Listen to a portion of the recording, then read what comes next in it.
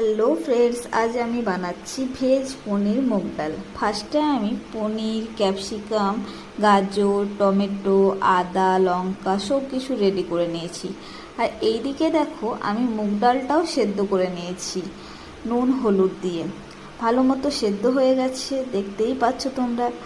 এবার আমি একটা প্যান নিয়ে নিলাম। প্যানটা ভালো মতো গরম হয়ে এলে ওর মধ্যে তেজপাতা ও গোটা জিরে, গাজর কুচি, ক্যাপসিকাম কুচি, টমেটো কুচি, আদা ও লঙ্কা দিয়ে পরিমাণ মতো নুন, হলুদ, কাশ্মীরি রেড চিলি পাউডার ও পনির মশলা দিয়ে একটু ভেজে নিতে হবে। একটু তারপর পনিরটা দিয়ে দেব এবং পনিরটা দেওয়ার পর একটু ভেজে সেদ্ধ করা মুগ ডালটাও দিয়ে দেব।